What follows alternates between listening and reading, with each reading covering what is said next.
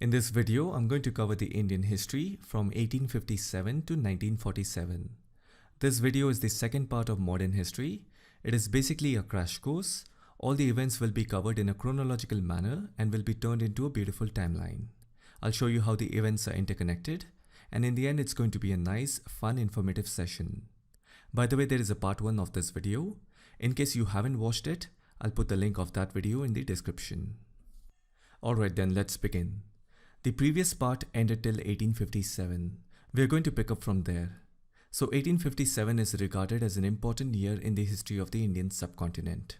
The revolt of 1857 saw the end of the East India Company's rule in India.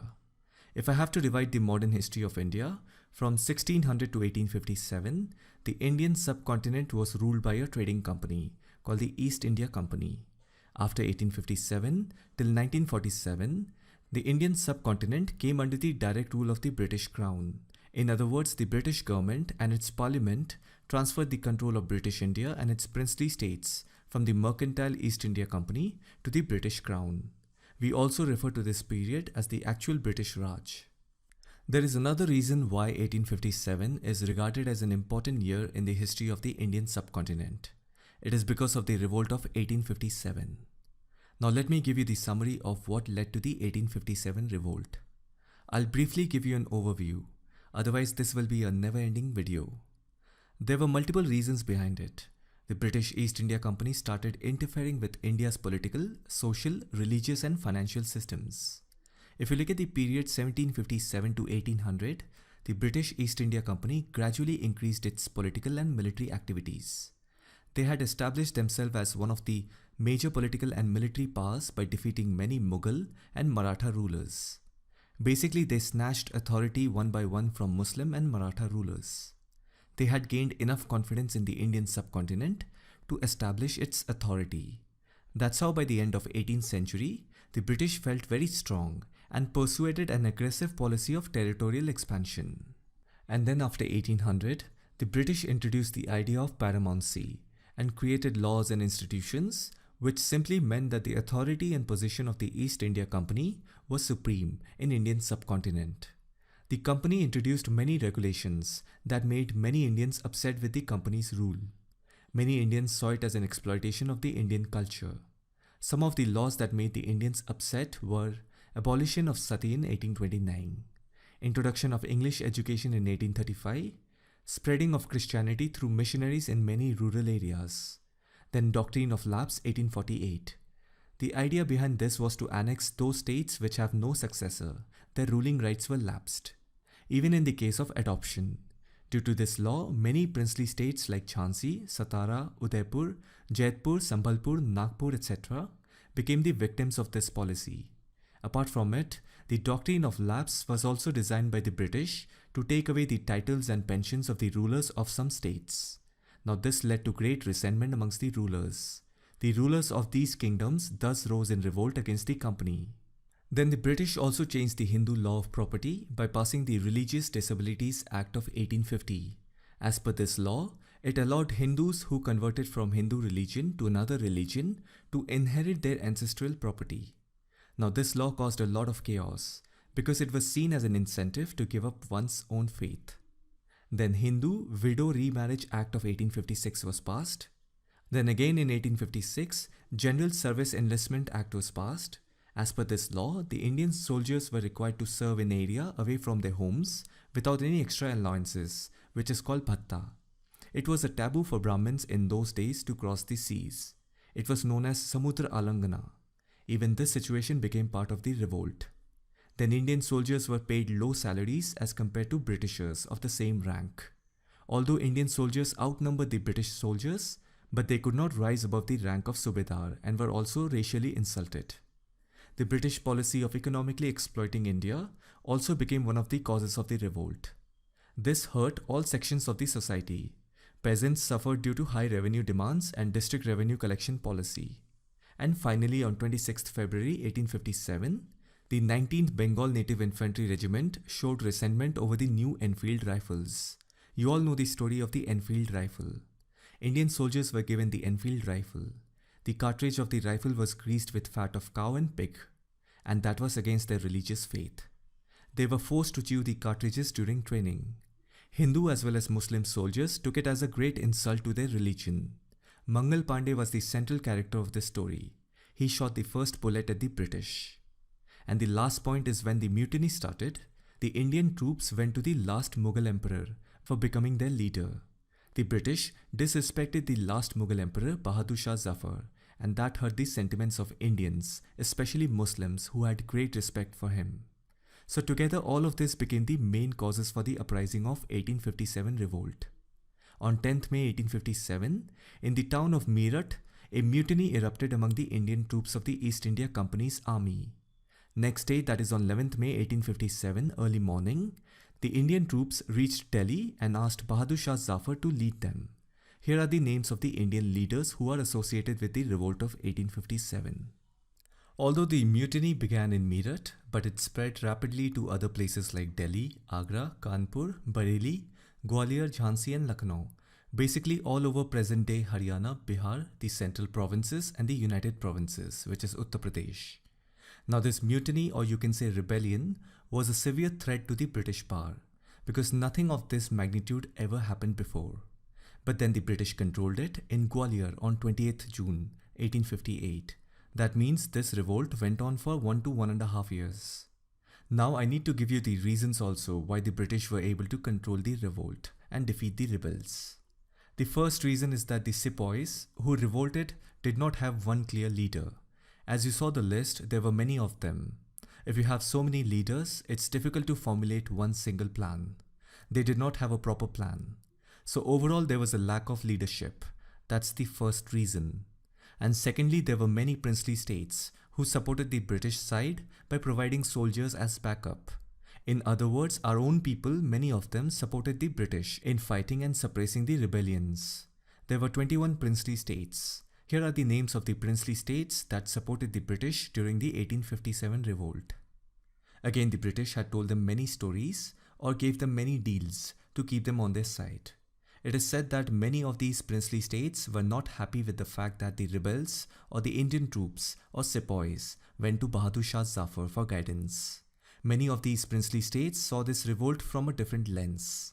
They saw it as a restoration attempt of Mughal rule in North India, because they had been persecuted heavily by the Mughal dynasty before the British arrived. Anyhow, the revolt of 1857 continued for 1.5 years, and it forced the British government to rethink and replan its ruling policies in India. That is how on August 2nd, 1858, the British Parliament passed the Government of India Act 1858. Under this act, the East India Company was formally dissolved, and its ruling powers over British territories in India came to an end and were transferred to the British Crown. In other words, from here on, the era of the new British Raj started. During this time, the Governor-General and Viceroy of India was Viscount Canning or Lord Canning. The term Viceroy came from the Government of India Act 1858. So basically it changed the name from the Governor-General of India to Viceroy.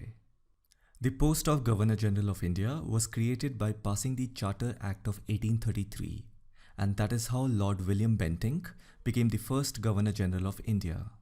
Before 1833, there was only a Governor of Bengal Presidency. He was also called the Governor-General of Bengal, because the ruling journey of the British in the Indian subcontinent started from the Bengal region. So William Bentinck became the first Governor-General of India after 1833, and after 1858, that is passing of the Government of India Act 1858, Viscount Canning or Lord Canning became the first Viceroy of India. And again, just to be clear, you can call Viceroy or Governor-General, it's the same. Anyhow, if you read the provisions of the Government of India Act 1858, if I have to summarize it in simple words, the 1857 Revolt of Independence shook the British Empire. So the Government of India Act 1858 was a policy designed by the British to basically calm the Indian people and making them believe that forget whatever that happened, East India Company is gone, let's have a fresh start. Indirectly, the British government is saying to the Indian people that they will have their rights and their grievances will be now heard directly by Queen Victoria through this act. It was basically a strategy by the British government to restructure their ruling plans. Again, if you look at the provisions of the act, 1. It ended the doctrine of lapse. 2. It had provisions for creating the Indian civil services for the administration of the country. It also included that Indians will be admitted into the service. Then the Act also had a provision that gave independent status to the remaining Indian princes and chiefs. There were more than 560 in number, only if they accept British rule. And the rest provisions were all British administrative orders. So basically, through the Government of India Act 1858, the British made an attempt to do some damage control. Another thing that I have to point out is that in the 1857 revolt, both the Hindus and Muslims jointly fought against the British. And I want you to understand the depth of this point. Because the British government realized it. You know what they realized? They realized that if the Indian society shared a common feeling, then it is going to be the end of their rule. The British knew that they had to keep the Indians busy with their internal problems, so they could rule the country without any distraction. Otherwise, there was a possibility that such a revolt could have occurred again, and that is when the British adopted the policy of divide and rule. So basically, the British wanted to look good in front of the Indian people by partially adopting modern principles of liberty, equality and justice, so that the Indian people support the colonial modernization. But at the same time, the British were also encouraging casteism and communalism by adopting the policy of divide and rule. Now, how did the British achieve Indian people's support for colonial modernization? Well, they started fulfilling the aspiration of associating Indians into the law-making system. On 1st August 1861, the British created the Indian Council Act of 1861. So today what you know as the Parliament, it actually started as the Governor General's Council in 1861. This whole idea of forming a Governor General's Council first came into effect through the Regulating Act of 1773. At that time, there was Governor General of Bengal. He was assisted by additional 4 people. Collectively, they were known as the Governor General's Executive Council. And then through the Charter Act of 1853, you can see a gradual increase in the membership of the council. What started with 4 people assisting the Governor General, by 1853, it increased to 10 people assisting the Governor General. And the reason was obvious, because the British rule was expanding. And then after 1857 revolt, as I said, the British restructured their administration plans. That is how they came up with the new idea of bringing out the Government of India Act 1858. Anyhow, the British created the Indian Council Act of 1861 just to fulfill the aspiration of the Indians and making them believe that they will be part of the country's law-making process and give them a taste of liberty, equality and justice. After 1861, the council was called Imperial Legislative Council or Indian Legislative Council. It was this act that sowed the seed for the future Legislative Council for India after independence. As per the Indian Councils Act of 1861, the Viceroy had the power to nominate minimum 6 and maximum 12 non-official members who would be holding the office for 2 years. So previously, if the Governor General's Council had 6 members, after 1861, apart from those 6 members, additional 6 to 12 non-official members were invited. And by the way, they were called non-official members. These non-official memberships will include Indian people. That means any of their opinions, decisions meant nothing. It was just for namesake. Now connect this point with what I said. After 1858, the British were trying to connect with the Indian people by opening up the doors for the Indians to be part of the law-making process. But it was just for namesake. Lord Canning nominated 3 Indians to his Legislative Council, the Raja of Banaras, the Maharaja of Patiala and Sir Dinkar Rao in 1862. Even here you can sense that the British appointed only those people as members who had friendly relations with the British Empire. In other words, who did not participate in the revolt of 1857. If you remember, in the beginning I said there were few princely states who were given the gun salute status by the British Empire. Those princely states were in good relations with the British Empire. So Lord Canning nominated members only from those places to his Legislative Council, because he knew these princely states had some loyalty and they were in friendly terms with the British Empire. By the way, there was a revolt in Bengal in 1859 called the Indigo Revolt of Bengal. Indigo was a commercially profitable plant that had a huge demand in the European market. It was first introduced in the Indian subcontinent by a French trader, Louis Bonnat, in 1777. It was introduced in large parts of today's West Bengal and Bangladesh. The British forced the peasants to plant indigo instead of food crops. On top of that, the farmers were paid very low and they were not able to make any profit growing indigo. Together, the British government officials and the Indian zamindars oppressed the farmers, and that led to the Indigo Revolt in 1859. Compared to the 1857 revolt, this Indigo Revolt was a success. On top of it, it was a non-violent revolt. The revolt had a strong effect on the government, which immediately appointed the Indigo Mission in 1860. And if you read the summary of the Commission's report, although it was acknowledged that indigo cultivation was associated with various kinds of oppression, but the British government did not do anything about it in terms of enacting any law. However, they did appoint honest police force and competent magistrates to ensure justice in the rural areas. The intensity of the movement and the fear of not letting it repeat, like the 1857 revolt, the British slowly phased out the indigo cultivation in Bengal. Now this incident again points out to the mindset of the British. After 1857, they totally restructured their idea of ruling. And by the way, this indigo revolt later became a foundation of Gandhiji's non-violent satyagraha. In 1860, the Indian Penal Code was enacted. Although it came into force in 1862, but it was recommended in the First Law Commission of India, which was established in 1834. This is another evidence that points out towards the fact that after 1857 revolt, the British had created this notion of liberty, equality and justice so that the Indian people support the colonial modernization. The Indian Penal Code did not apply to the princely states because they had their own courts and legal systems until the 1940s. As we know, the IPC came into force in Jammu and Kashmir on 31st October 2019, which replaced the state's Ranbir Penal Code. Just remember, the IPC was rolled out during the tenure of Viceroy Lord Canning, but it was prepared and drafted during the tenure of Governor General William Bentinck in 1834. Then in 1861, the Archaeological Survey of India was founded. It was founded by Alexander Cunningham, who also became its first Director General. This also happened under the tenure of Viceroy Lord Canning. The idea behind the establishment of this institution was to conduct research about the Indian subcontinent's history. It is also said that the Colonial Archaeological Survey of India wanted to learn about the history, tradition, culture of the Indian subcontinent in order to strengthen its administration over the subcontinent. As a matter of fact, many violent disagreements between Hindu and Muslim population and the famous Aryan invasion theory, which was debunked, all of it came from the studies and analysis of the monuments, scripts and translation of traditional literature done by the Colonial Archaeological Survey of India. So on one side, we know the importance of ASI, what role it played in research and the conservation and preservation of cultural monuments in the country. And on the other side, the Colonial ASI's primary goal was to learn about the history, tradition, culture of the Indian subcontinent, purely intended to strengthen its administration over the subcontinent. Long before the ASI, the British had founded the Asiatic Society of Bengal in 1784. It was founded by William Jones.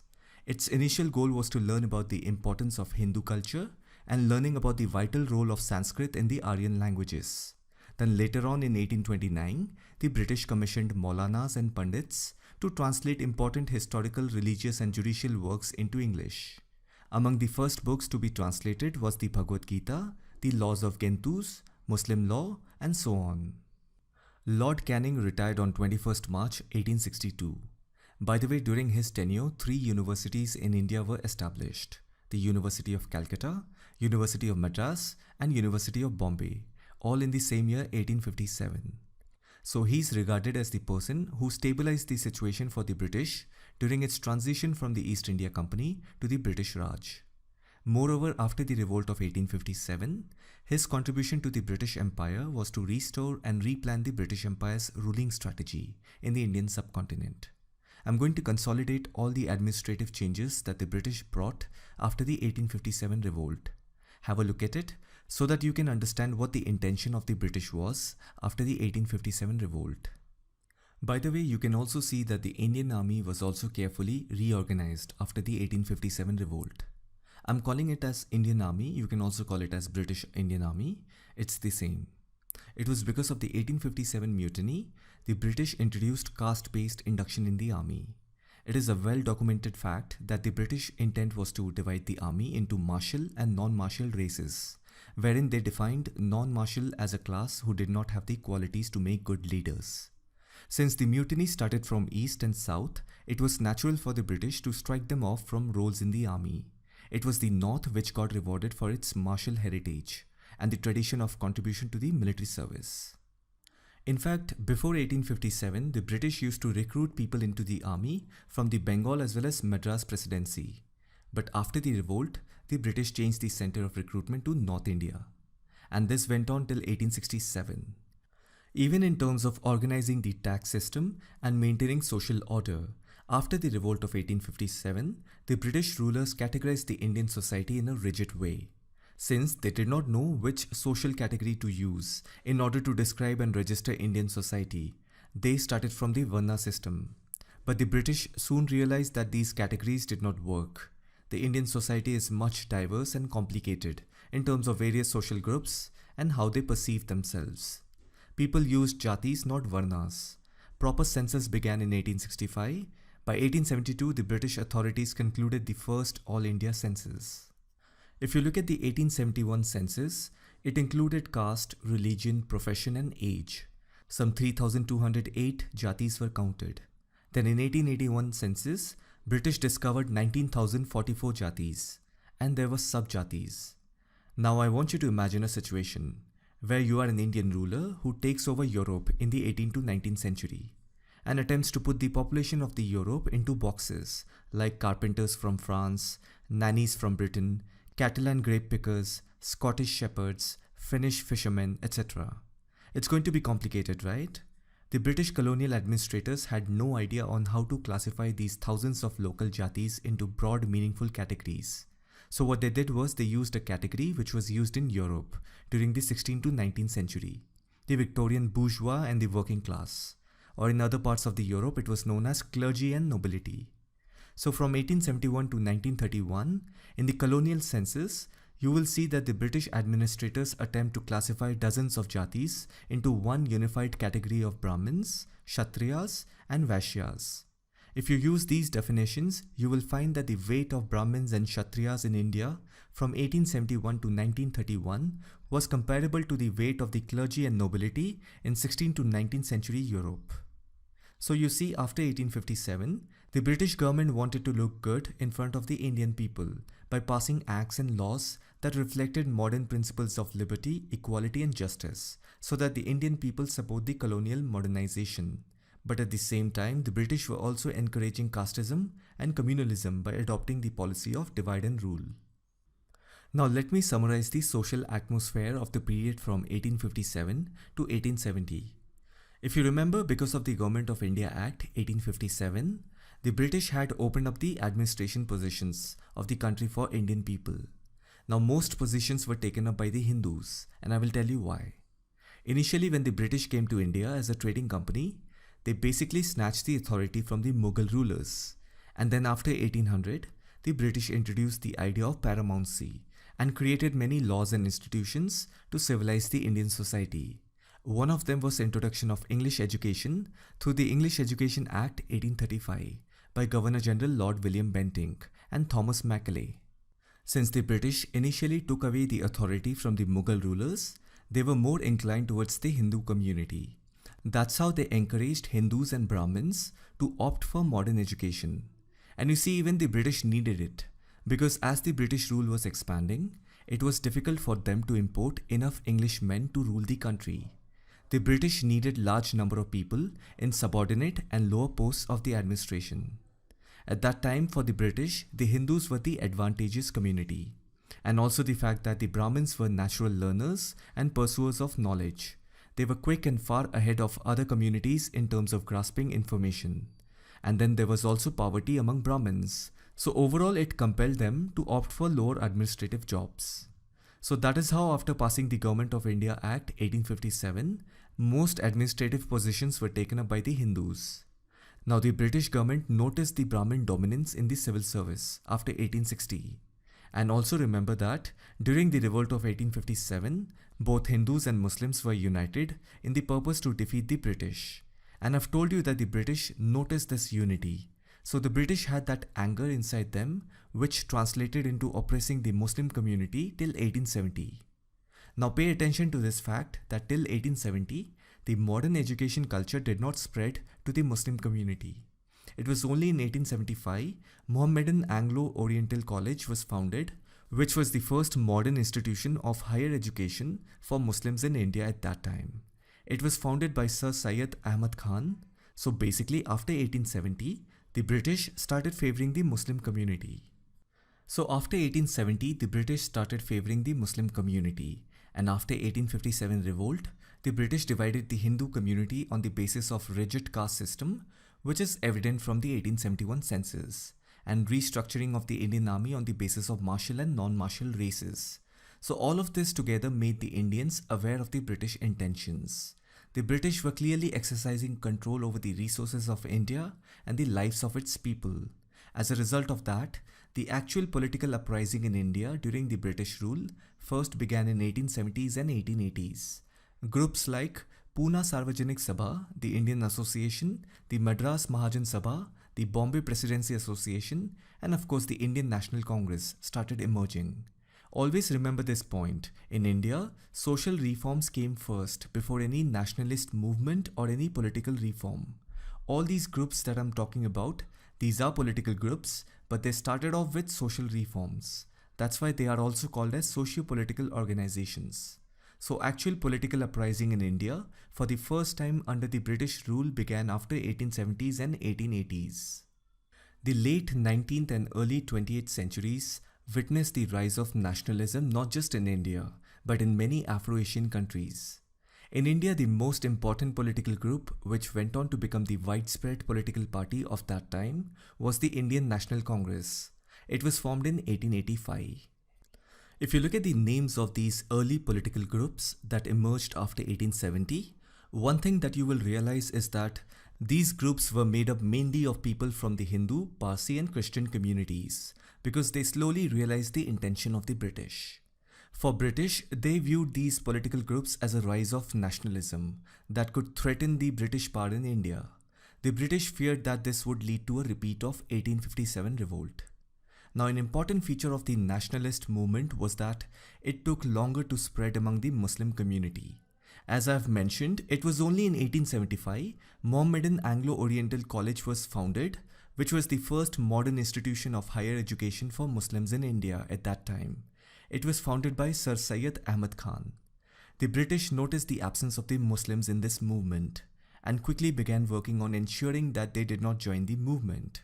The British then began implementing policies that promoted the activities of communal forces and divided the national struggle, about which we will learn as we move ahead. Anyhow, the Indian National Congress was formed in 1885. At that time, the Governor General and the Viceroy of India was Lord Dufferin. You have to understand this. Under his command, if any nationalist movement is emerging, then obviously we have to assume that the British government were aware of it.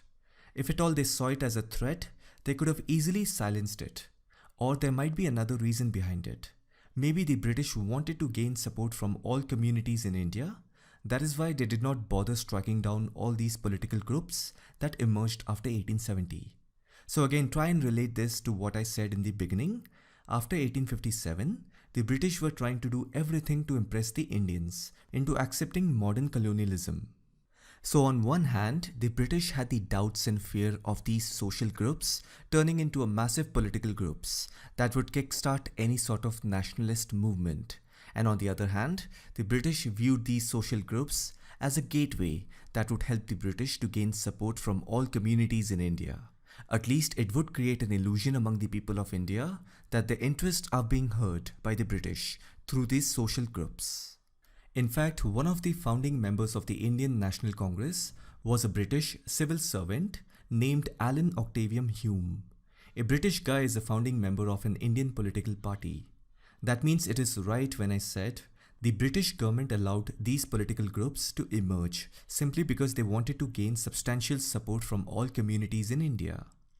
The Indian National Congress during its initial phase, that is in its first 20 years, it was dominated by politicians with moderate political views.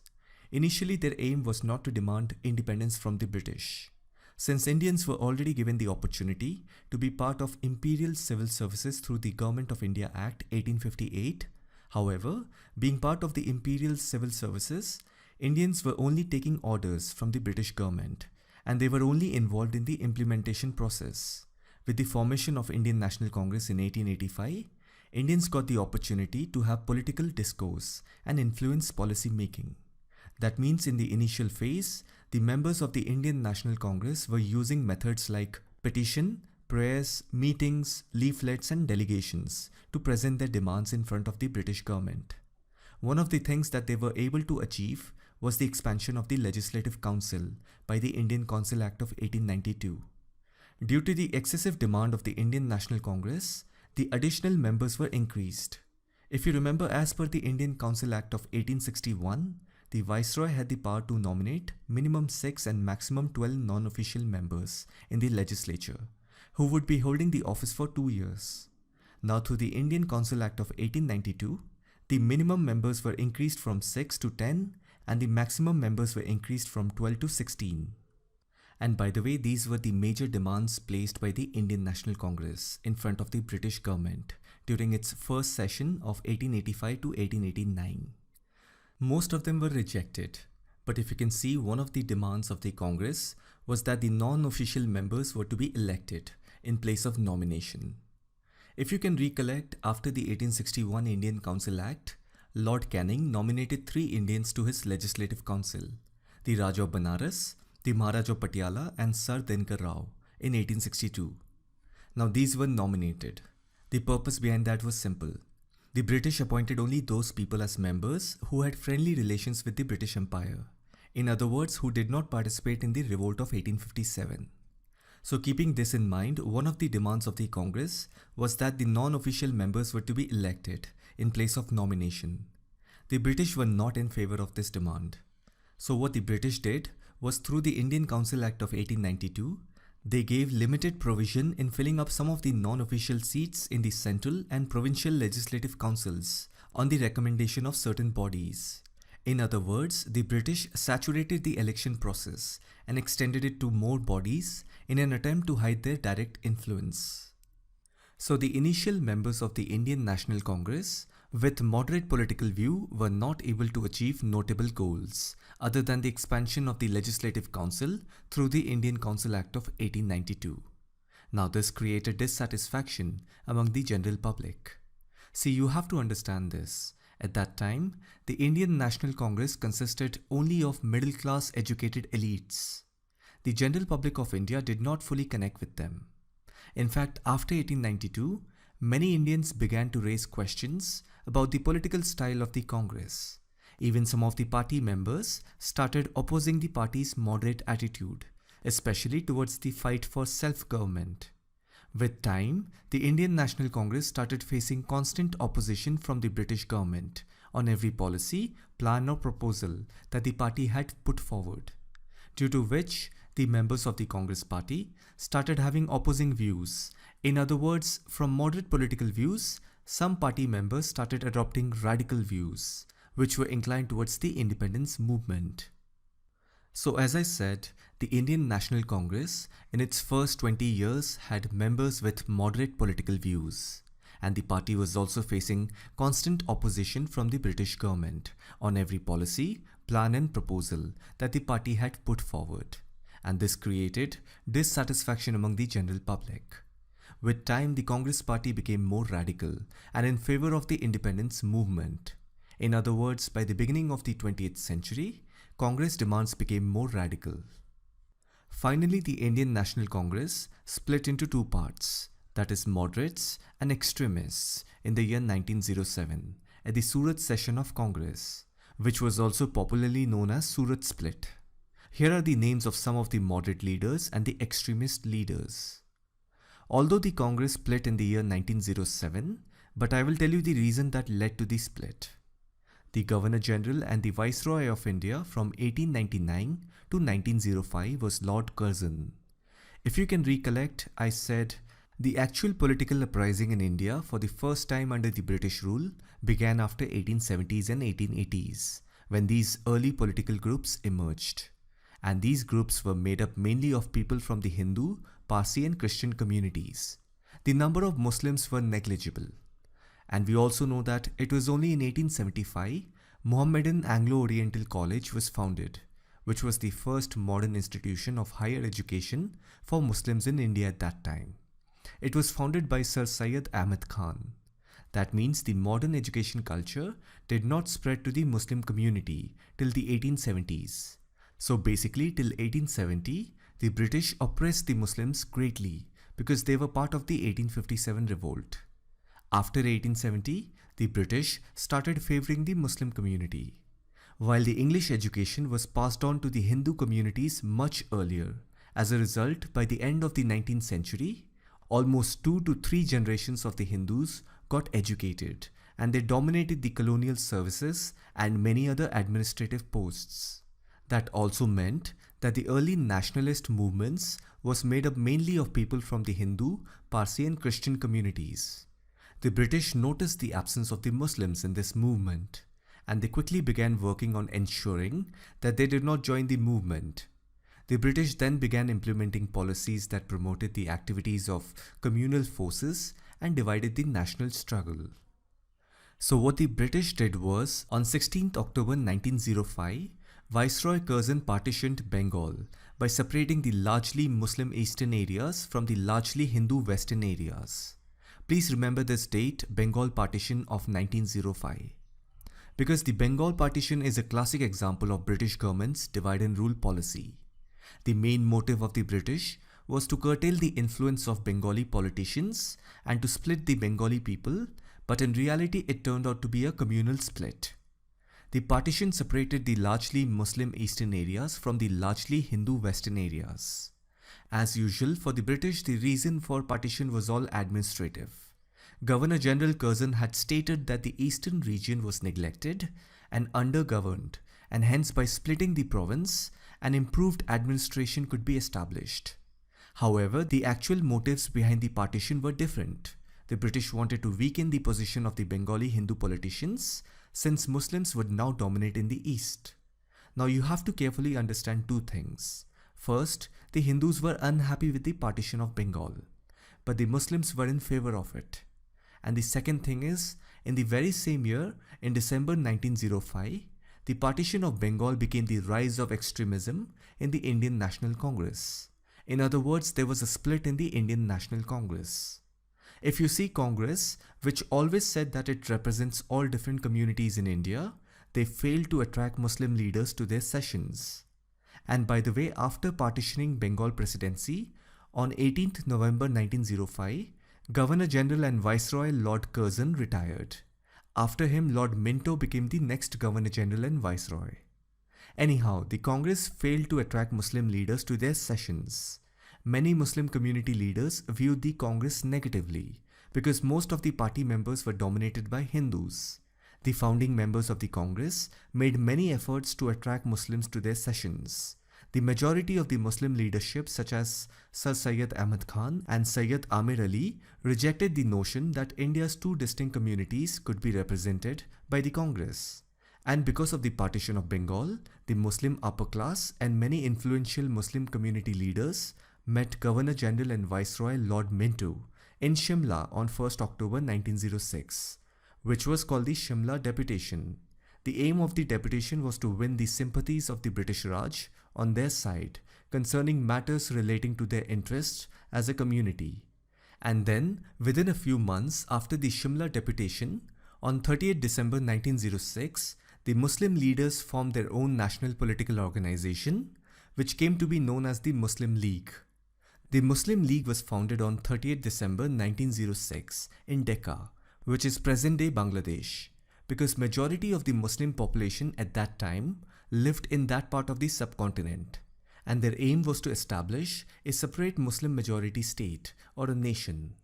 Notice, all forms of political uprising during the British rule were initiated and started by rich, upper middle class, elite, educated people, irrespective of their religion. But one thing for sure is that they complicated a lot of things, sometimes out of self-interest and sometimes hiding among the amorphous crowd. Anyhow, since it was the first Muslim political party in the history of India, naturally Muslims of all British Indian provinces found shelter and voice under the mainstream political umbrella of Muslim League. In other words, I want you to remember this point. The partition of Bengal in 1905 was the reason behind the political uprising of the Indian Muslims in securing representation in the government. The main objective behind the creation of Muslim League was to prevent Hindu dominance over Muslims through a parliamentary system by demanding separate electorates. Although the Muslim League was founded in Decca, which is present-day Bangladesh, but the principal organizers and the main supporters of the Muslim League were the Muslims from the Uttar Pradesh region. In fact, the Mohammedan Anglo-Oriental College, which was the first modern institution of higher education for Muslims that was founded by Sir Syed Ahmad Khan in 1875, the place where it was founded is Aligarh, and it is this same college that went on to become the famous Aligarh Muslim University in 1920, where the idea of two-nation theory emerged. Anyhow, after 1906, year after year, the Muslim League in their annual session started preparing agenda, schemes and reforms. One of it was to demand a separate electoral representation in the Imperial Legislative Council of British India. In 1909, the British fulfilled their demand by providing some reserved seats in the Imperial Legislative Council through the Indian Councils Act of 1909. It is also commonly known as the Morley-Minto Reforms. So if you remember, the British created the Indian Council Act of 1861 for fulfilling the aspiration of associating Indians into the law-making system. The Viceroy had the power to nominate minimum 6 and maximum 12 non-official members in the legislature, who would be holding the office for 2 years. And then through the Indian Council Act of 1892, that number increased. And finally, through the Indian Council Act of 1909, the British fulfilled Muslim League's demand by providing some reserved seats in the Imperial Legislative Council. That means the Muslims were given some reserved seats in the Imperial Legislative Council of British India. And this demand kept increasing because the Muslim League wanted more and more seats. The British kept listening and gave more and more representation. So connect this point with what I said earlier, that the British first favored the Hindus and then pleased the Muslims, part of their divide and rule policy. Anyhow, as you can analyze, the Indian Muslims were now in favor of the British. On the other hand, for the British, Muslims were seen as a helpful and possibly loyal counterbalance against the Hindu population. But you also have to understand that the British did not fully trust the Muslim population because of their role in the 1857 revolt and the assassination of Viceroy Lord Mayo in 1872. Lord Mayo was stabbed to death by a Pathan called Sher Ali Afridi. Now, the assassination of a viceroy sent shock waves throughout Britain and British India. Anyhow, while the British saw the Muslims as a loyal counterbalance against the Hindu population, but they did not have full trust in them. One thing I forgot to add is that Muslims were in favor of the Bengal partition, whereas the Hindus were not in favor of it. Now, due to this, the Hindu community showed anger towards the British by launching the Swadeshi movement, by boycotting the British goods. So whenever I say Hindus and Muslims, not all were against each other. When the British created such fault lines between the two communities, there were many from both the communities who were in favor of Hindu-Muslim unity. So please use your sense accordingly and think about the situation. Anyhow, the Swadeshi movement was organized and led by Aurobindo Ghosh, Lokmanya Bal Gangadhar Tilak, Bipin Chandra Pal, Lala Lajpat Rai, V.O. Chidambaram Pillai and Babu Genu. So basically, the Swadeshi movement was started by the extremist leaders of the Indian National Congress as a response to the Bengal partition decision taken by Lord Curzon. The extremist members of the Congress wanted to take this Swadeshi movement from Bengal to all over India with an objective to get Swaraj. Swaraj means self-rule. The extremist members of the Congress started this political struggle in the name of Swadeshi movement to achieve self-governance. But the moderate members of the Congress were not interested in it. This difference between the moderates and extremists regarding their ideology finally led to the split of the Congress in 1907. And as we know, in 1909, the British gave the Muslims some reserved seats in the Imperial Legislative Council of British India. But if you look at the Swadeshi movement, it started in 1905 and went on till 1911. In the year 1911, during the Delhi Darbar, the partition of Bengal was cancelled by the visiting Royal Majesty George V because of the mounting pressure of the Swadeshi movement caused by the Hindus. At this time, the Governor General and Viceroy was Lord Hardinge. The famous Lady Hardinge Medical College in Delhi is named after his wife. Anyhow, the visiting Royal Majesty George V cancelled the partition of Bengal in 1911. At the same time, the king announced to shift the capital of British India from Calcutta to Delhi. When the British cancelled the partition of Bengal, it came as a shock to the Muslim political elite, because if you remember, the Muslims were in favor of the partition of Bengal. Now this made the Indian Muslims angry and made them realize the importance of standing on their feet and not depend too much on the British. That's when the Muslim community realized that they had to organize themselves politically. The Swadeshi movement ended in 1911. Let me also tell you quickly about Muhammad Ali Jinnah. Now Jinnah joined Congress in 1906. Even though Muslim League had been formed, he could have left Congress and joined Muslim League, but he resigned from Congress in 1920. You see, Jinnah was a member of the moderate group in the Congress, favoring the Hindu-Muslim unity. In fact, in 1906, when the delegation of Muslim leaders met Governor General and Viceroy Lord Minto in Shimla on 1st October 1906, which was called the Shimla Deputation, where the aim of the Muslim delegation was to win the sympathies of the British Raj on their side concerning matters relating to their interest as a community, Jinnah was totally against it. In fact, he even wrote a letter to the editor of the Gujarati newspaper asking what right the members of the delegation had to speak for Indian Muslims, as they were unelected and self-appointed. So this proves that Muhammad Ali Jinnah during the partition of Bengal was not a fan of the Muslim League. However, Jinnah had been regularly invited to Muslim League meetings as early as 1910, but he did not join the Muslim League till October 1913 because he did not trust the Muslim elites who dominated the organization. So he joined the Muslim League in 1913, but he remained a member of the Congress as well. Basically, he was playing the bridge between Muslims and Hindus. The Congress party was happy with it because they saw Jinnah as an important contact into the Muslim League.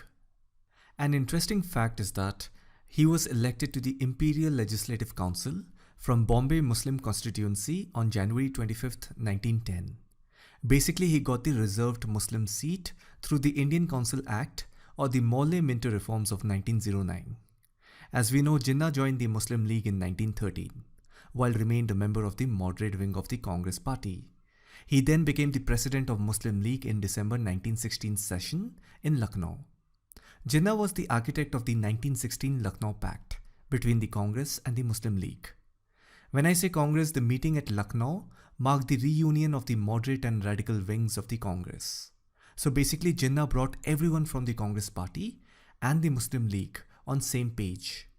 That is why Jinnah is known as the architect of the 1916 Lucknow Pact. Here are the list of reforms that were agreed by the Indian National Congress and the All India Muslim League. Sarojini Naidu gave Jinnah the title the Ambassador of the Hindu-Muslim Unity. So the whole idea behind the Lucknow Pact was to bring both Congress and Muslim League together on most issues regarding self-government and present themselves as a united front against the British Empire. So that was the whole idea of the 1916 Lucknow Pact. However, the Lucknow Pact only gave the impression of Hindu-Muslim unity in the national political scene. But in reality, it made way for communal politics in India and made both the parties believe that India consisted of two different communities with different interests and made them believe that communalism is part of Indian politics. If you see, the British succeeded in dividing both the communities, so much so that communalism had now entered these political groups, which once upon a time started off as social reforms. Connect this point with what I had said before.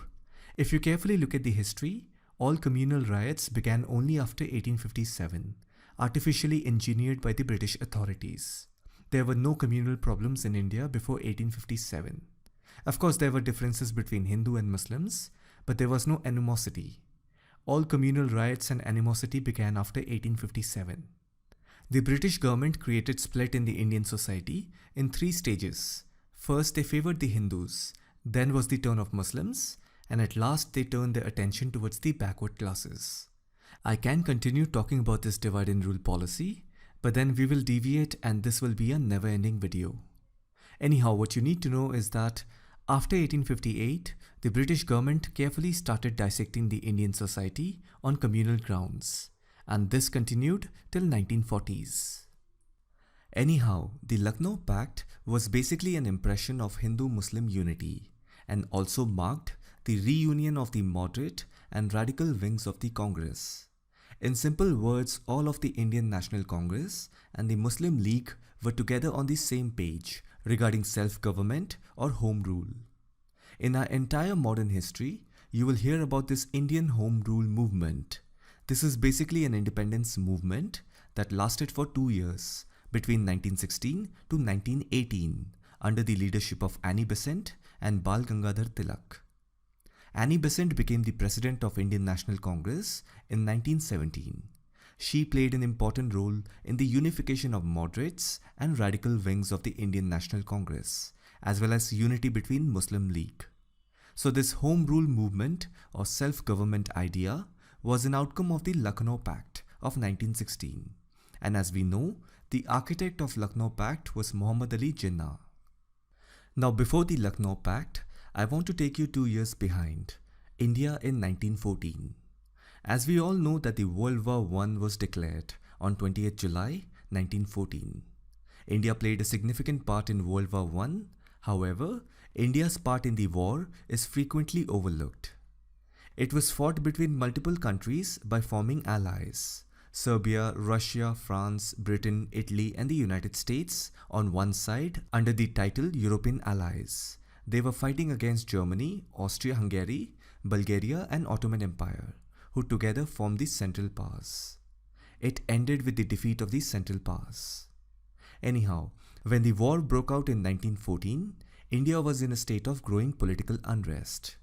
If you remember, in 1911 during the Delhi Darbar, the national capital shifted from Calcutta to India and the Bengal partition was cancelled. The cancellation of Bengal partition made the Muslims angry, and within Congress party, the extremist group were pushing the idea of self-government.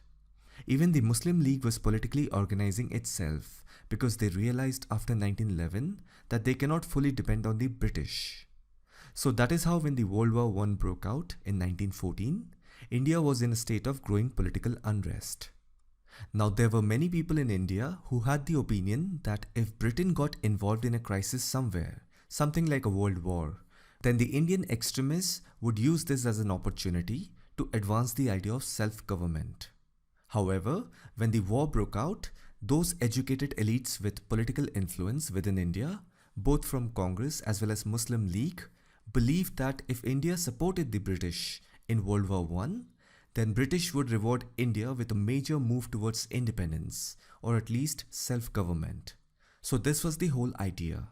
But in reality, nothing of that happened.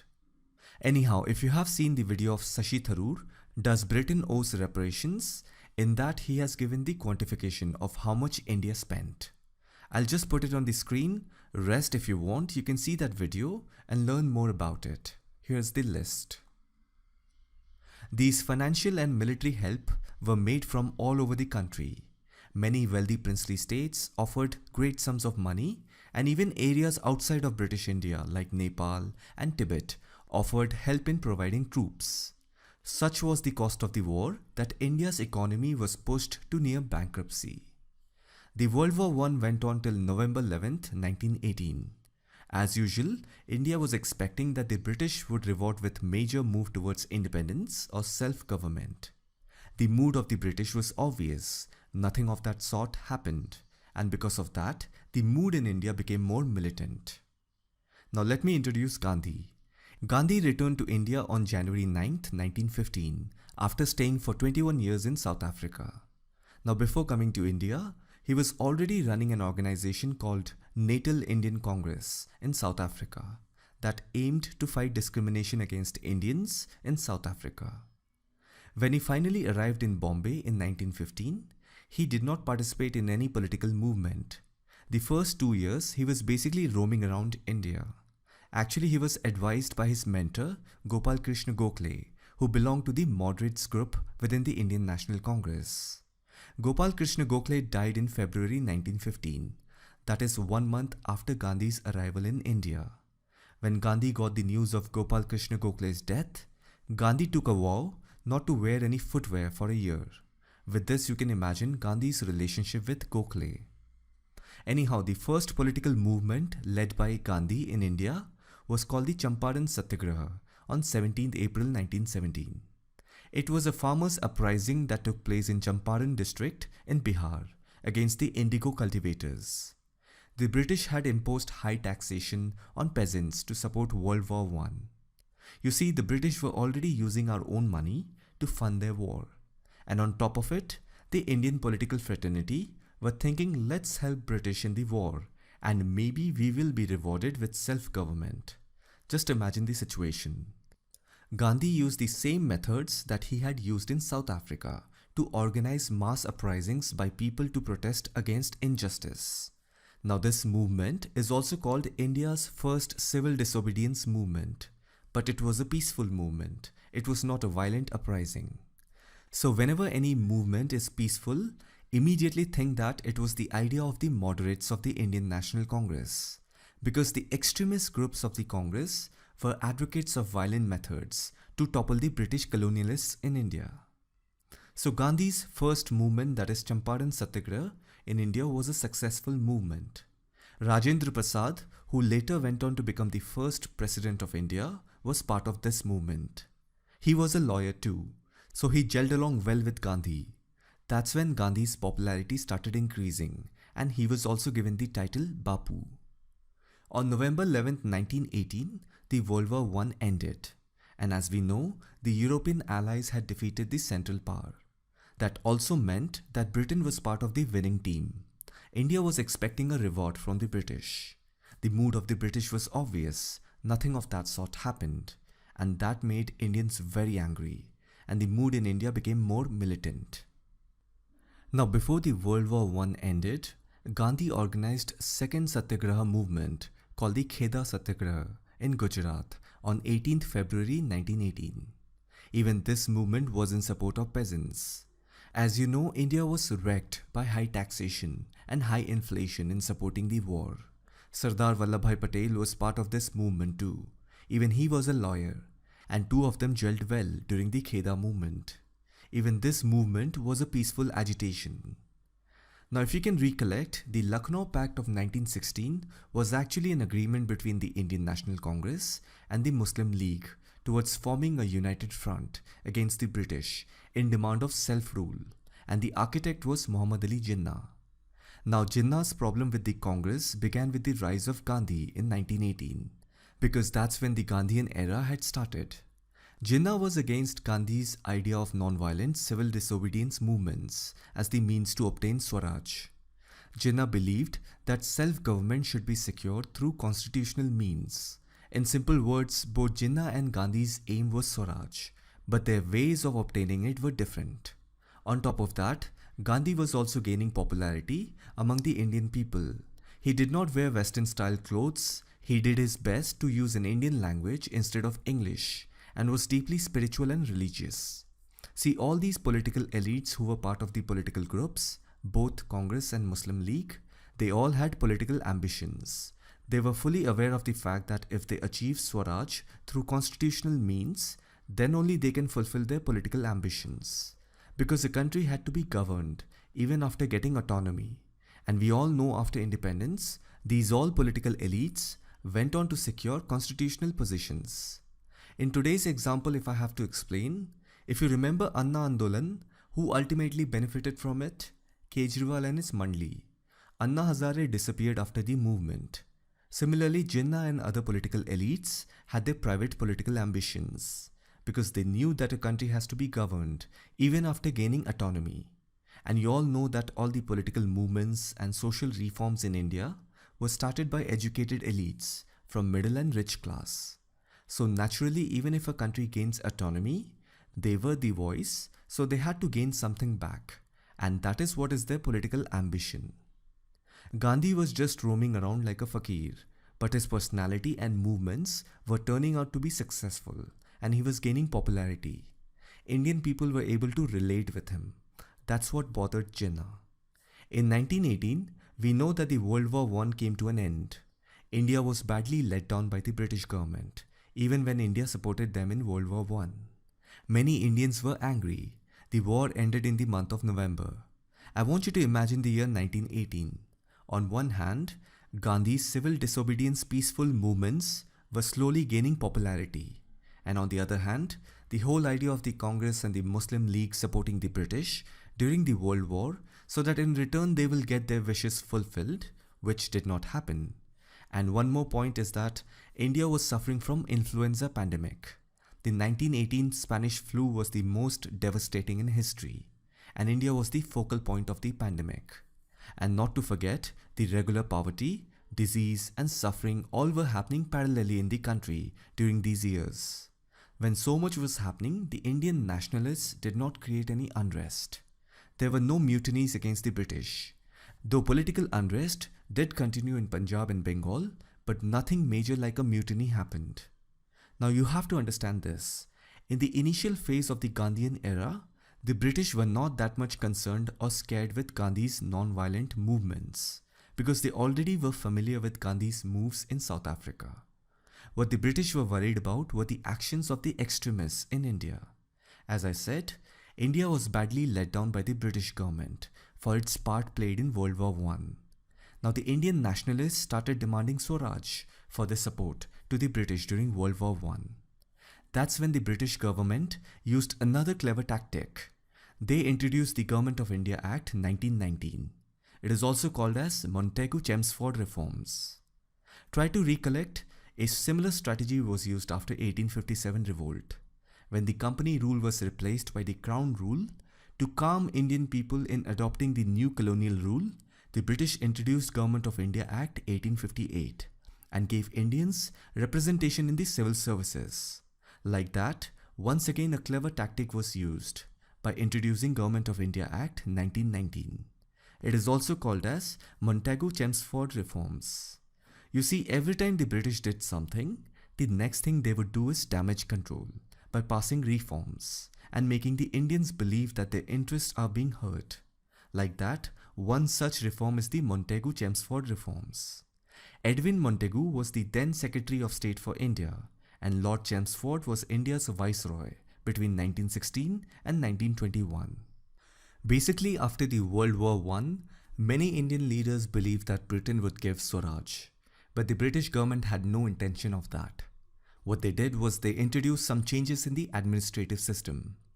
This came to be known as Montagu-Chelmsford Reforms or the Government of India Act 1919. World War I ended in November 1918. The Montagu-Chelmsford Reforms was a report made by Edwin Montagu, the then Secretary of State for India, and Lord Chelmsford, who was India's Viceroy at that time. Now this report was published on 8th July 1918. This report became the basis for the Government of India Act 1919, which was passed on 23rd December 1919. If you look at this act, the British basically separated the central and provincial subjects. However, the structure of government continued to be centralized and unitary. For the first time, the British government transferred power to provincial governments over subjects like education, agriculture, veterinary service, roads and buildings, social welfare, etc. This act introduced one more thing. It extended the principle of communal representation by providing separate electorates for non-Brahmin groups, Sikhs, Indian Christians, Anglo-Indians and Europeans.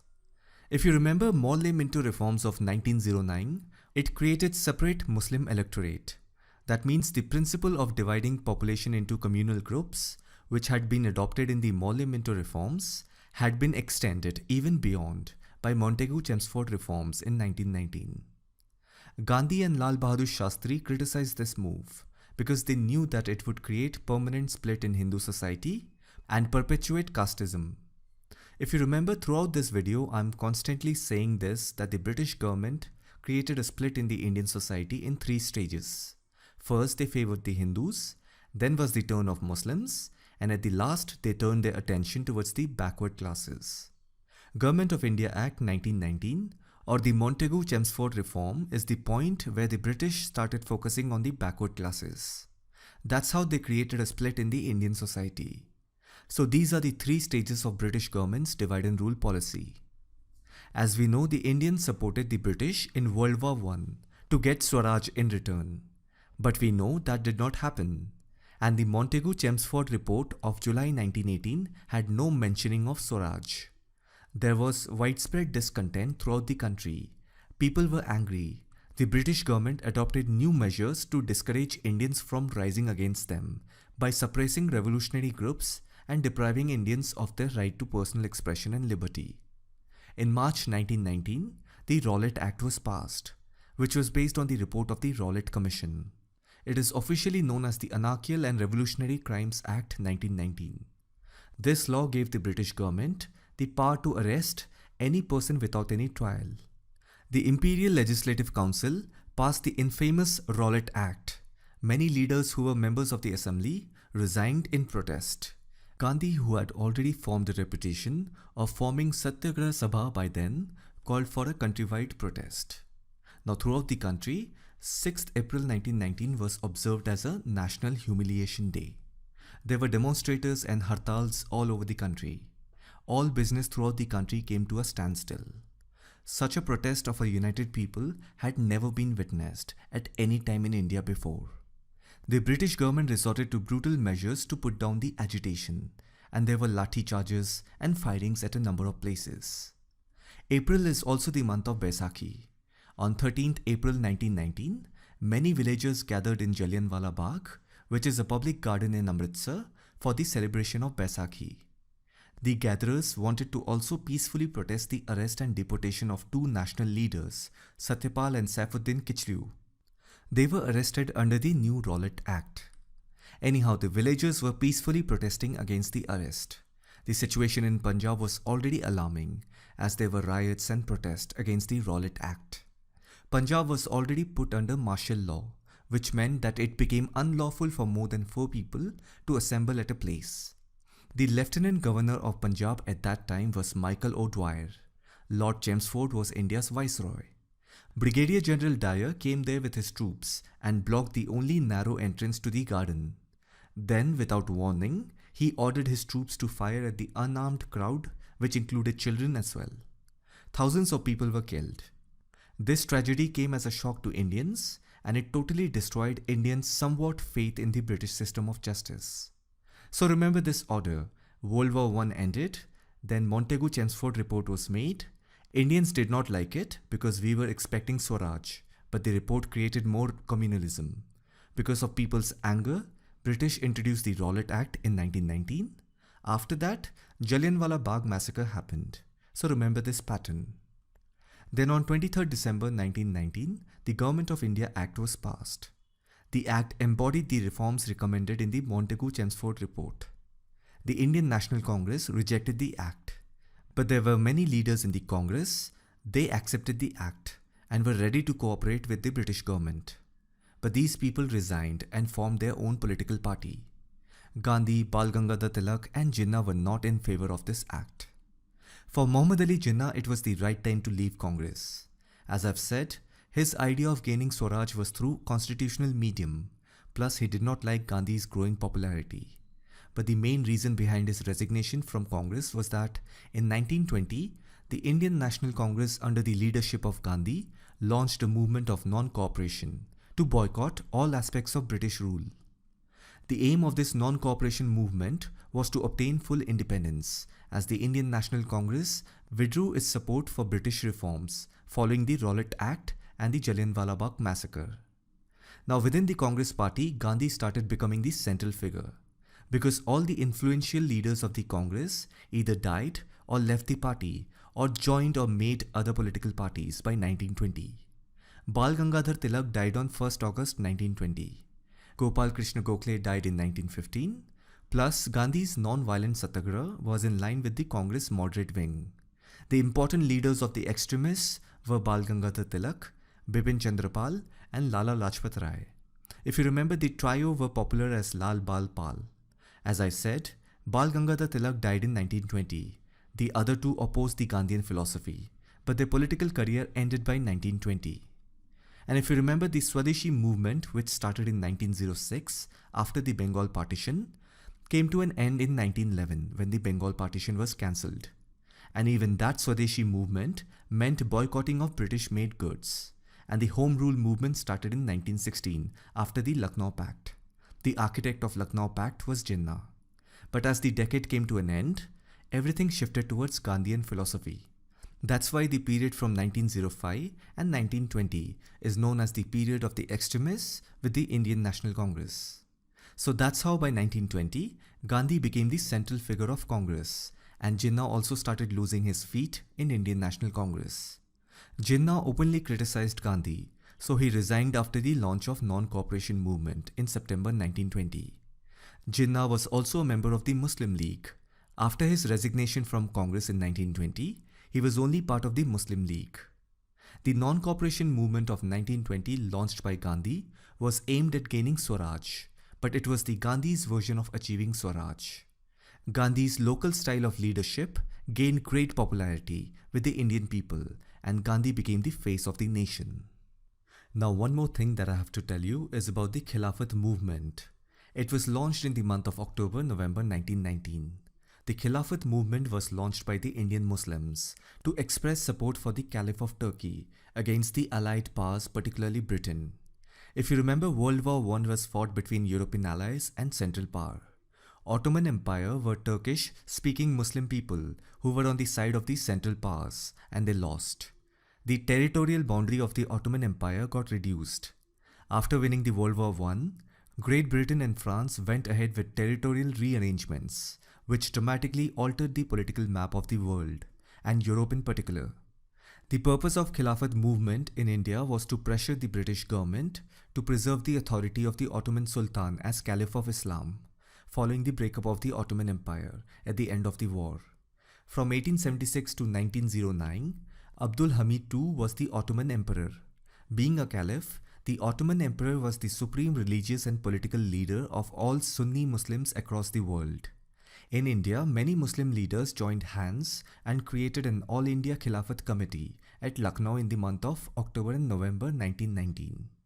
Many of the Muslim leaders who were part of the Khilafat movement were already active in the Indian nationalist movement since 1914. Many of them were imprisoned during the war because of their pro-Turkish sympathies. Upon their release in 1919, they created the Khilafat movement. As we know, the Indian National Congress, led by Gandhi, started the non-cooperation movement against the British in September 1920. Khilafat movement started a year before. Gandhi also supported the Khilafat movement, as he saw in it the opportunity to rally Muslim support for nationalism. The Indian Muslims in turn supported Gandhi's non-cooperation movement. The combined Khilafat and non-cooperation movement was the first all-India agitation against the British rule. It saw a massive degree of Hindu-Muslim cooperation, which was based on Gandhi's non-violent protest, which is also called Satyagraha. By the end of 1921, the British government suppressed the Khilafat movement. The leaders were arrested and imprisoned, but it still continued till 1924 in small fragments. Gandhi suspended the non-cooperation movement on 12th February 1922. The non-cooperation movement was withdrawn because of the Chauri Chaura incident. It took place at Chauri Chaura in the Gorakhpur district of the United Province in British India on 4th February 1922, when a large group of protesters participating in Gandhi's non-cooperation movement clashed with police who opened fire. As we know, the non-cooperation movement was supposed to be a peaceful and non-violent movement. However, an incident at Chauri Chaura changed the course of the movement. On 5th February, about 2,500 people marched towards the Chauri Chaura market in order to protest in front of a liquor shop. One of their leaders was arrested. A group of people then marched towards the police station, demanding the release of the arrested leader. The police fired shots in the air, hoping to disperse the crowd. However, the crowd became agitated and started pelting stones at the police. The police station was set on fire by the people, and all the policemen and officials inside were burned to death.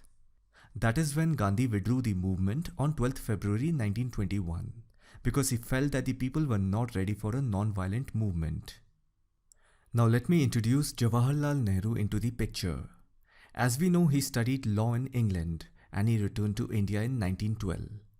Nehru joined the Indian National Congress in 1919. He was heavily influenced by Gandhi, who was the central figure of the Congress at that time. By the way, in the year 1919, Motilal Nehru, Jawaharlal Nehru's father, was the president of the Indian National Congress. Even his father was influenced by Gandhi's lifestyle, that Motilal Nehru, in spite of being rich, he became one of the first to transform his life to exclude Western clothes and material goods, adopting a more native Indian lifestyle. Anyhow, his son Jawaharlal Nehru joined the Congress in 1919 after the Jallianwala Bagh massacre. During the non-cooperation movement led by Mahatma Gandhi, Nehru was imprisoned for the first time for activities against the British government. Jawaharlal Nehru became the General Secretary of the All India Congress Committee in September 1923. In the mid of 1920s, he went to many foreign countries like Italy, Switzerland, England, Belgium, Germany and Russia to study the idea of socialism. That's how he got inspired by the Soviet Union. And after independence, when Nehru became the first Prime Minister of India, he introduced socialism to independent India. Anyhow, that was a brief introduction of Jawaharlal Nehru. He came into the limelight at the end of 1920s, about which we will learn as we go ahead. In 1924, Gandhi became the president of the Indian National Congress. As we know, the non-cooperation movement failed. Hence, there was no noise and action in political activities. In 1927, the British government wanted a report on political reforms in India and on amending the Government of India Act 1919. This was actually part of the Government of India Act 1919. One of the provisions was that after 10 years, a statutory commission would be set up to study the working of the government. So the UK Parliament appointed a commission. The commission consisted of Sir John Simon and 6 other members. All of them were members of the British Parliament. There was not a single Indian as a member. It was composed solely of white people. The commission was an insult to Indians. These white men were to shape the future of India. Now this commission was supposed to be set up after 10 years from 1919. That means it was supposed to arrive in 1929. But then it came a year before because the UK government was led by the Conservative Party and they were scared of being defeated by the Labour Party in the upcoming elections. That is why they were in a hurry in appointing a commission in 1928. It was named after its chairman, Sir John Simon. The commission was composed entirely of British members, with not a single Indian member in it. Indians were outraged at their exclusion from the commission. If you remember, the Congress did not support the Government of India Act 1919. The commission was strongly opposed by many Indians. It was opposed by Nehru, Gandhi, Jinnah, the Muslim League and the Indian National Congress because it contained 7 members of the British Parliament but no Indians. By the way, the Muslim League was split on this issue. Jinnah, along with majority of the Muslim League leaders, boycotted the Simon Commission. A certain section of members in the Muslim League, led by Muhammad Shafi, supported the Simon Commission. When the 7 MPs arrived in Lahore on 30th October 1928, there was a mass protest, hartals and black flag demonstration all over the country. People were chanting the slogan, "Simon go back." The police resorted to lathi charges to suppress the movement. Even senior leaders like Jawaharlal Nehru were not spared. In Lahore, Lala Lajpat Rai, who was known as the Lion of Punjab, he was leading the demonstration against the Simon Commission. He was brutally lathi charged. He died on 17 November 1928 due to injuries. Before the arrival of Simon Commission, as we know, Indians were angry because there was not even a single Indian in the commission. So the Secretary of State for India, Lord Birkenhead, challenged the Indian leaders to draft a constitution for India. He basically taunted that Indians were not capable of finding a common path and drafting a constitution. The political leaders accepted this challenge and an all-party conference was held and a committee was appointed with the task of drafting a constitution. This committee was headed by Motilal Nehru, with Jawaharlal Nehru as the secretary. Other members were Ali Imam, Tej Bahadur Sapru, Mangal Singh, M.S. Annie, Subhash Chandra Bose, Shoaib Qureshi and Jia Pradhan. This draft constitution prepared by the committee was called the Nehru Committee or Nehru Report. It was drafted on August 28, 1928. Here are the recommendations of the report. Even Jinnah proposed some amendments on the Nehru's report. He proposed 14 points for safeguarding the rights and interests of the Muslims in any further constitution of the country. Here are the 14 points. He proposed these points during the December 1928 all-parties meeting. Now, if you draw a comparison of the Nehru report with Jinnah's 14 points, it had a political gap between the Muslims and the Hindus in India. Jinnah's aim was to get more rights for Muslims. It was basically a constitutional reform plan to safeguard the political rights of Muslims in self-governing India. So it is obvious that Jinnah was part of the Muslim League, so he had to take the side of the Muslims. From here on, you will gradually see that the Hindu-Muslim unity is fading away. So as we know, Lala Lajpat Rai died on 17 November 1928. Next month, that is on December 17, 1928, Bhagat Singh, Rajguru and Sukhdev shot dead J.P. Saunders, who was the Assistant Superintendent of Police outside the Superintendent's office in Lahore. Lala Lajpat Rai was Bhagat Singh's mentor. Many prominent leaders and politicians distanced themselves from Bhagat Singh. They even described it as a terrorist act. The British were looking for Bhagat Singh, so he had to be underground for a while. On April 8, 1929, Bhagat Singh resurfaced. He and Batukeshwar Dutt exploded 2 improvised bombs inside the Central Legislative Assembly in Delhi. They showered leaflets from the gallery on the legislators below, shouted slogans, and then allowed the authorities to arrest them. Their reasoning behind this courageous act was to inspire Indian people. It was an act that would make the deaf hear. Now the year 1929 is very interesting. Pay attention.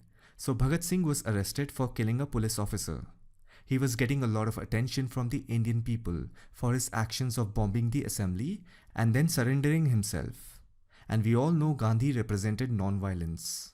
So many historians say that around this time, Bhagat Singh's popularity was competing with the popularity of Gandhi. In the meantime, the Indian National Congress was also experiencing a transition.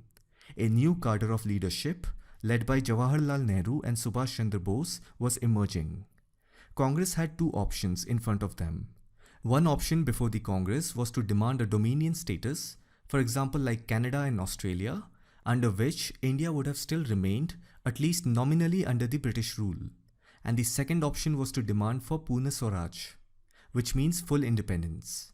Now, due to the rise of Bhagat Singh's popularity, the Congress started losing its influence over the youth, who were inspired by Bhagat Singh's act. There was a famous slogan used by Bhagat Singh, Inqilab Zindabad. Now this slogan started replacing the slogan of Vande Mataram, which was popularized by the Congress. So you can imagine the weight of Bhagat Singh's action. The older leadership in Congress were not in favor of this new voice. When I say older leadership, I mean Motilal Nehru and Gandhi. Jawaharlal Nehru had to convince the senior leadership of the Congress to change their agenda, otherwise they will risk losing their support to the extremist organizations. Then in the month of September 1929, Jawaharlal Nehru, backed by his father and Gandhi, was chosen as the new Congress president. As I said, the Congress had 2 options, either to choose dominion status or demand full independence. On December 19, 1929, the Indian National Congress declared Purna Swaraj as its goal in its Lahore session. Before 1920, it was just Swaraj, that is self-rule. Now it is about Purna Swaraj, that means complete independence from the British. If you see, somewhere Bhagat Singh's actions boosted the Congress and its newly elected president Jawaharlal Nehru's popularity. In other words, Jawaharlal Nehru capitalized on Bhagat Singh's popularity. If you see, Jawaharlal Nehru's role was secondary before becoming the president of the Indian National Congress in 1929. Now he is the central figure. So the rise of Jawaharlal Nehru started after the Simon Commission of 1928. Purna Swaraj was a document created by the Indian National Congress, which was basically like a constitution only. Nehru hoisted the newly adopted tricolour flag of India on 26 January 1930 on the banks of River Ravi in Lahore.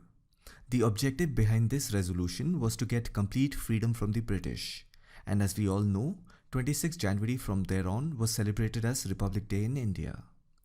Bhagat Singh, Rajguru and Sukhdev were executed on March 23, 1931, a little more than a year after the Congress called for Purna Swaraj. Many people think how things would have turned out if Bhagat Singh had not surrendered, because he really captured the imagination of the people, and somewhere his popularity helped Jawaharlal Nehru to rise so quickly to the top in the Congress. Now let's introduce Subhash Chandra Bose. As I said, a new cadre of leadership led by Jawaharlal Nehru and Subhash Chandra Bose was emerging in the late 1920s. Bose was a leader of the younger radical wing of the Indian National Congress. He joined the Indian National Congress Youth Wing in 1921. He also started a newspaper called Swaraj. He was the president of the All India Youth Congress and also the secretary of the Bengal State Congress. In 1924, he became the CEO of the Calcutta Municipal Corporation. Bose was sent to prison in Mandalay for nationalist activities in 1925. He was released in 1927 and became the Indian National Congress's General Secretary.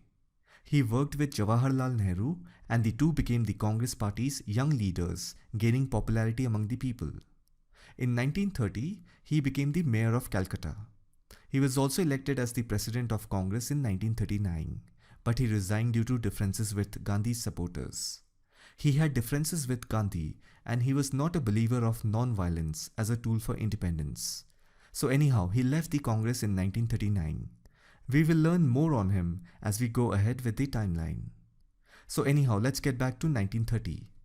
Jawaharlal Nehru hoisted the newly adopted tricolour flag of India on 26 January 1930 on the banks of River Ravi in Lahore. The objective behind this event was to get complete freedom from British. It's called Purna Swaraj. The party's agenda is fixed. Now they needed a plan to achieve it. It was decided that civil disobedience movement is the way to achieve Purna Swaraj. As usual, Gandhi was the man who was asked to plan and organize the act. Now to create a movement, you need a problem, a situation. Gandhi chose to break the salt tax that the British government had imposed. In his opinion, tax on salt was the most oppressive form of tax. As you know, salt is a basic necessity for humans. Gandhi started the Dandi March on 12th March 1930 from Sabarmati Ashram in Gujarat towards coastal village of Dandi. This whole march was about 390 km in distance. Gandhi and his followers started the march. They covered the entire length in 25 days. On 6th April 1930, they reached the coast of Dandi, and by picking up a handful of salt, Gandhi broke the salt laws and launched the mass civil disobedience movement. Even Sarojini Naidu was part of the Dandi March. This movement was a non-violent protest. It made way for many other peaceful protests against other kinds of oppressions that were going on all over the country.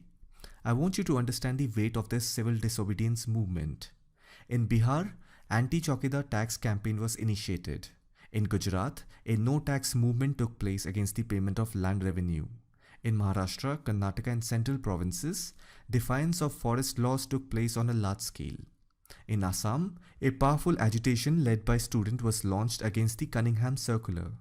In United Province, a no revenue, no rent campaign was organized against the government, which soon turned into a no rent campaign against the zamindars. So you see, Gandhi's civil disobedience movement gave a boost to many other movements across the country. And there were many Indians who hated Gandhi because their businesses were ruined due to these protests. I'm talking about the Indian zamindars, businesses and shop owners. Now during this time, the Governor General and Viceroy was Lord Irwin. In July 1930, the Viceroy suggested a roundtable conference. There were three reasons behind it. One, there was a nationwide boycott of British goods due to civil disobedience movement and it was hurting their business. Two, in UK, the Labour government had come to power and there was inadequacy in the Salmon Commission's report.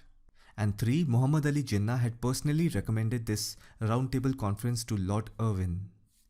The first roundtable conference took place from 12th November 1930 to 19 January 1931. Congress was not part of it because most of their leaders, including Gandhi, were in jail due to the civil disobedience movement. but representatives of all other Indian parties and number of princes participated. There were 58 political leaders from India and 16 delegates from the princely states. In total, 74 delegates from India attended the conference, but Congress was not part of it. Among the British Indians, the following representatives attended the conference: Muslim League, Hindus, Justice Party, Sikhs, Liberals, Parsis, Christians, Anglo-Indians, Europeans, landlords, Labour, women, universities, Sindh, Burma, other provinces, and the representatives from the Government of India. Now here are some of the issues discussed in the first roundtable conference. Although many principles on reforms were agreed upon, not much was implemented, and the Congress Party carried on its civil disobedience movement. The conference was regarded as a failure, and the British government understood the importance and the need for the Congress Party to make any decision on India's political future. So that is where the weight of the Indian National Congress increased in the eyes of the British. As I have told you, many Congress leaders including Gandhi were arrested for carrying out the civil disobedience movement. They all were released from jail on January 25th, 1931. The Congress Working Committee told Gandhi to initiate discussions with the Viceroy Lord Irwin. On 5th March 1931, a pact was signed in Delhi, which came to be known as Delhi Pact or Gandhi-Irwin Pact. So basically, Gandhi-Irwin Pact is the name given to a political agreement between Gandhi and Lord Irwin. In 1930, the Salt Satyagraha was conducted. India and Gandhi received worldwide attention. The British government in India was criticized for its unjust treatment of Indians. Lord Irwin wanted this issue to come to an end. That is why Gandhi was released from prison in January 1931. The Congress president, Sardar Vallabhbhai Patel, asked Gandhi to hold talks with Lord Irwin. The next roundtable conference took place on 7th November 1931. Viceroy Irwin requested Gandhi to attend the conference. He was the sole representative of the Congress. The Sikh, Muslim, Christians representatives wanted to safeguard their interests. Gandhi presented some of his demands. Few of them were passed, but the British government refused to entertain Gandhi's basic question of India's freedom. From the Congress viewpoint, the second roundtable conference ended in failure. Gandhi was disappointed. He came back to India on 29th December 1931 and resumed the civil disobedience movement. He was again arrested along with other Congress leaders. Because the plan of the British government was not to allow Gandhi and the Congress to build up the momentum of the civil disobedience movement, so the movement was effectively crushed within a few months. It is also said that 2 weeks before the second roundtable conference started, the Labour government in the UK had been replaced by the Conservatives. Now, whenever the Conservatives came in power, they were not at all interested in leaving India, because India was their biggest cash cow. So they were against the idea of Purna Swaraj that the Congress rallied on. Anyhow, the third and the last session of the Roundtable Conference took place between November 17, 1932 and 24 December 1932. Only 46 delegates attended since most of the main political figures of India were not present. The Labour Party from Britain and the Indian National Congress refused to attend. So there was no meaning behind the third Roundtable Conference.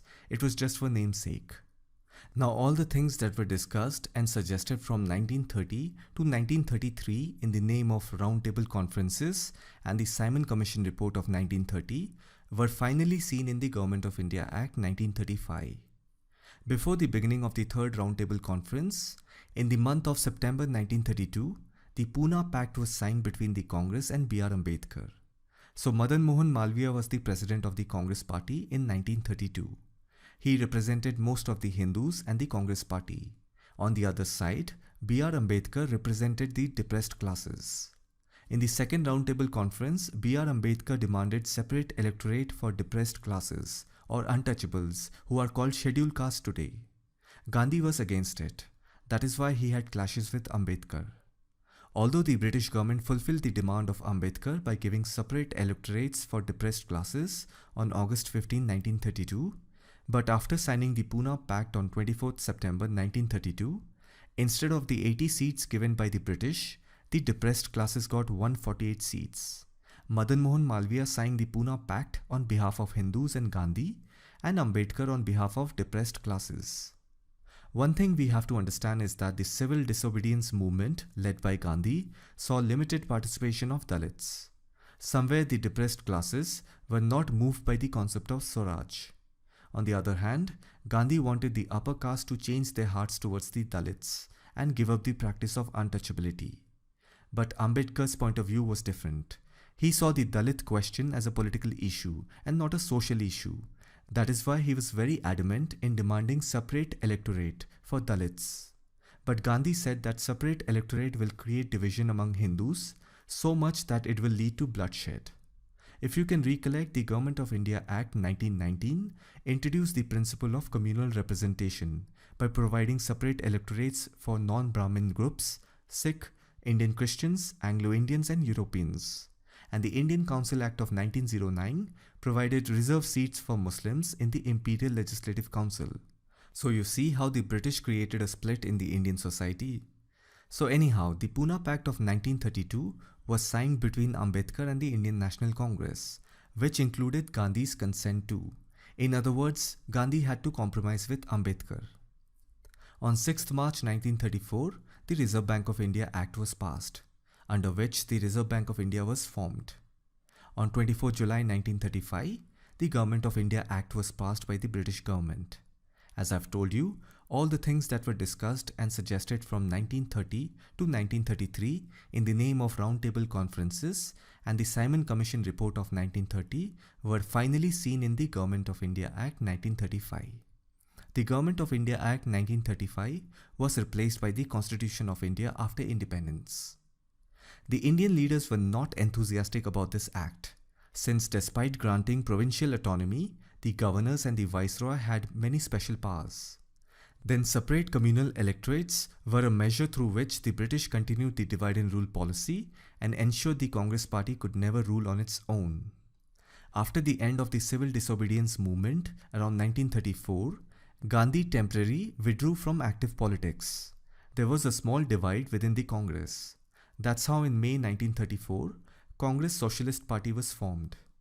In 1936, majority of the Congress leaders, led by Rajendra Prasad and Vallabhbhai Patel, with blessing of Gandhi, decided to contest the provincial elections under the new Act of 1935. As per the Government of India Act 1935, it introduced direct elections in India for the first time. So provincial elections were held in British India in the winter of 1936. Elections were held in 11 provinces. They were Madras, Central Provinces, Bihar, Orissa, United Provinces, Bombay Presidency, Assam, Northwestern Frontier Province, Bengal, Punjab and Sindh. The 1937 election was the first in which large number of Indians were eligible to participate. Approximately 30 million people voted. Here are the results. And by the way, during this time, the Congress president was Jawaharlal Nehru. So he became the face of the winning party. As we know, elections were held in 11 provinces.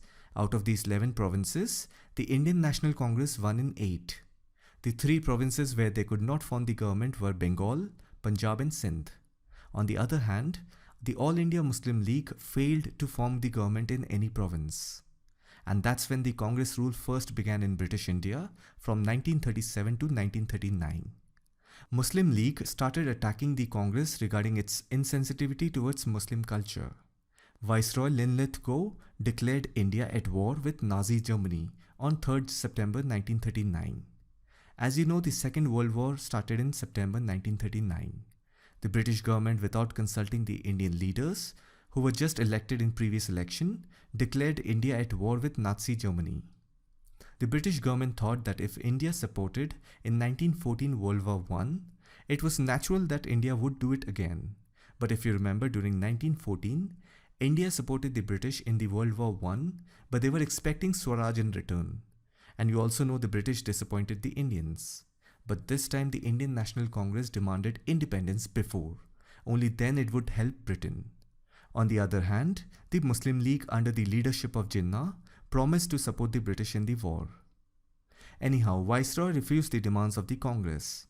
On 22nd October 1939, all Congress ministries were called upon to tender their resignation. Both Viceroy Linlithgow and Muhammad Ali Jinnah were pleased with the resignations.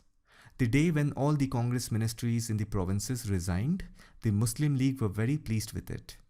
They even observed December 23rd, 1939 as the Deliverance Day. By 1940, Jinnah and the Muslim League had come to believe that Muslims of the Indian subcontinent should have their own state.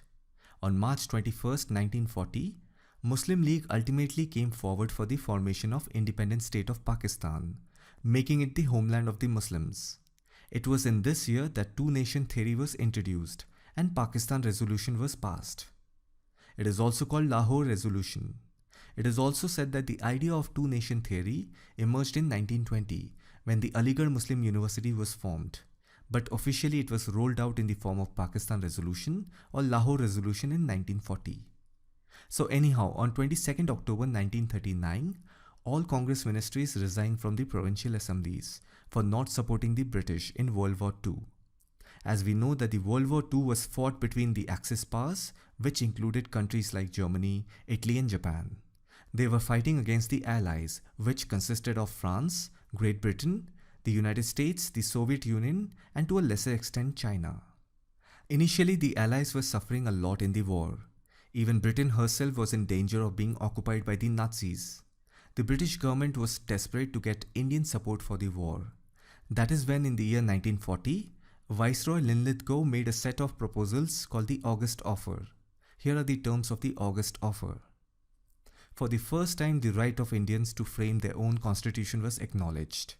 But the Indian National Congress rejected this offer and demanded complete freedom from colonial rule. Even the Muslim League rejected the August Offer. They were interested in the partition of the country. So anyhow, it was only after the August Offer, Gandhi initiated the individual satyagraha to affirm the right to free speech. He avoided a mass satyagraha because he did not want violence. The people who participated were called satyagrahis. Many of them were jailed. As I said, the British were desperate to get Indian support for the war. Now, after the failure of the August Offer, the British government sent the Cripps Mission to India in late March 1942 to get the Indian support for the war. The mission was headed by a senior minister, Sir Stafford Cripps. Cripps was sent to India to negotiate with the Indian National Congress leaders.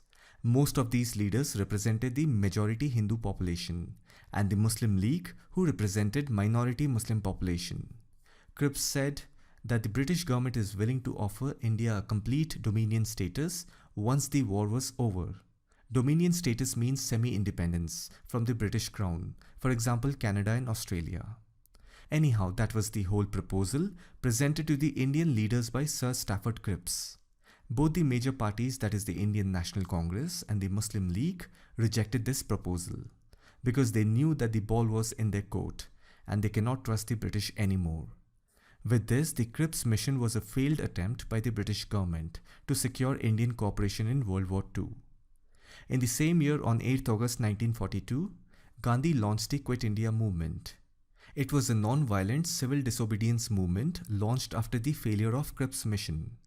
If you can recollect, during the World War I in 1914, there were many people in India who had the opinion that if Britain got involved in a crisis somewhere, something like a world war, then the Indian extremists would use this as an opportunity to advance the idea of self-government. Although the opposite happened, the Indian leaders went on to support Britain in World War I and expected a reward from the British government. The British government hugely disappointed the Indian people after World War I. So this time during World War II, the Congress leaders did not repeat the same mistake. They refused to support Britain. Instead, the Quit India movement was launched. However, almost the entire leadership of the Indian National Congress was imprisoned without trial within hours of Gandhi's speech. Most of them spent the rest of the war in prison and out of contact with the masses. The British had the support of the Viceroy's Council, which had a majority of Indians like the All India Muslim League, the Princely States, the Indian Imperial Police, the British Indian Army, the Hindu Mahasabha and the Indian Civil Service. The British were able to take control of India mainly because India was not united. The British signed treaties and made military and trading alliances with many of the independent states. There were many Indian businessmen who were profiting from heavy wartime spending. Naturally, they did not support the Quit India movement. As a ruler of a princely state, you could not grant any political rights or allow the feeling of nationalism get into the minds of the people of your kingdom. that would cause rebellion, so they had to keep their kingdoms unexposed from these nationalist movements. And if you see, it was in the rulers' best interest. So naturally, many of the rulers of princely states did not support the Quit India movement. At that time, there were almost 600 princely states. So even if the British government did not receive any political support from its own controlled provinces, the British had enough support from the subcontinent. And then if you pay attention to Subhash Chandra Bose, he was in Germany. He even met Hitler and asked his help to support the cause of India's liberation from British rule. So what I'm trying to say is, if you look at the Indian political struggle only from the Congress party's point of view, then you also have to put it in right context. They were very much part of the freedom struggle. However, if you think that the British left India simply because of Mahatma Gandhi's non-violent movements and the political smartness of the Indian National Congress, that is also not fully true. As I've told you, many of the Indian people were against India's civil disobedience movement.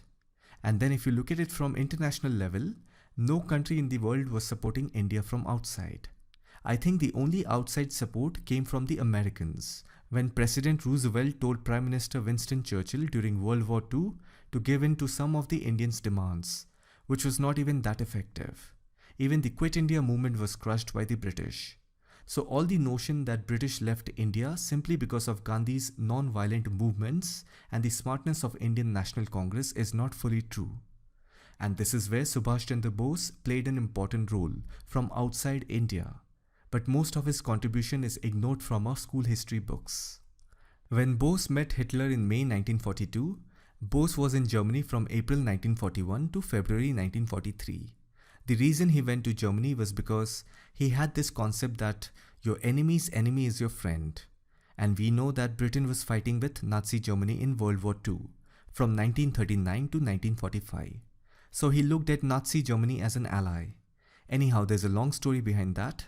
What you need to know is that the World War II was fought between the Axis powers, which included countries like Germany, Italy and Japan. They were fighting against the Allies, which consisted of France, Great Britain, the United States, the Soviet Union, and to a lesser extent China. When Bose arrived in Germany, he realized that Germany was busy forming fighting strategies against the Soviet Union. When Japan declared war against Great Britain and the US on December 7, 1941, the Japanese army was advancing towards the Indian frontier from the northeastern side, basically from the Burma side. Bose left from Germany to Japan towards the end of 1942. By then, Imperial Japan had conquered Burma. Tens of thousands of Indian Jawans were held as prisoners of war by the Japanese army. Bose wanted to make an army with the help of these captured Indian Jawans, and that was the reason behind his journey to Japan. You see, Subhash Chandra Bose played an important role in getting India freedom. So if you simply think that British left India because of Mahatma Gandhi's non-violent movement and the political smartness of the Indian National Congress leaders, that is not fully true. In fact, there is a conversation between the former British Prime Minister Clement Attlee and the then Governor of West Bengal, Justice P.V. Chakrabarty. Clement Attlee was the Prime Minister of UK during the time between 1945 to 1951, when India got independence. In that conversation, Attlee said, "It was a result of the military activities of Netaji Subhash Chandra Bose that compelled the British to leave India." And he also said that Gandhi's influence upon the British decision to quit India was minimal. I'm not trying to disrespect the Indian National Congress and Mahatma Gandhi for their political efforts, and also their feelings and emotion towards the people of India in every mass movement that they created were genuine. But if you look at most of Indian history textbook about the freedom struggle, they are dominated by the role played by the non-violent movement of Mahatma Gandhi, Ahimsa and Satyagraha. But you have to understand the fact that India's freedom was not gained entirely by the non-violent struggle of Mahatma Gandhi. It also had the contribution of force imposed by Netaji Subhash Chandra Bose. Let's get back to the timeline. In August 1942, the Indian National Army was formed. It is also called Azad Hind Fauj. It consisted of British Indian soldiers who were captured by Japan. Indian National Army was formed with the help of Imperial Japan, and its aim was to secure independence for India from British rule. Although the army was formed under Mohan Singh, it was later on handed over to Netaji Subhash Chandra Bose. In 1943, the Bengal famine killed up to 4 million people. The main reason behind this famine is due to Winston Churchill's policy failure. Winston Churchill was the Prime Minister in UK during the World War II. He belonged to the Conservative Party, and I've already said whenever the Conservatives come in power, they were not at all interested in leaving India because India was the biggest cash cow for them. If you have watched Shashi Tharoor's video, Does Britain Owes Reparations, in that he has said it was because of Winston Churchill's policy failure that caused the Bengal famine. He diverted the supplies of rice from the coastal areas of Bengal to Europeans as reserve stockpiles. We know that the Quit India movement was started in August 1942. After that, almost entire leadership of the Indian National Congress, including Gandhi, was imprisoned. They were cut off from the rest of the world for over 3 years. Most Congress leaders were kept in prison till 1945. That is when the World War II ended. But Gandhi was released in 1944. In the same year, his wife Kasturba Gandhi died. During this time, the Governor General and Viceroy was Lord Wavell. On 25th June 1945, there was a meeting between the Viceroy Lord Wavell and all major political leaders of British India, including Gandhi and Jinnah, in Shimla, which came to be known as Shimla Conference of 1945. The aim of this conference was to make a plan for Indian self-government.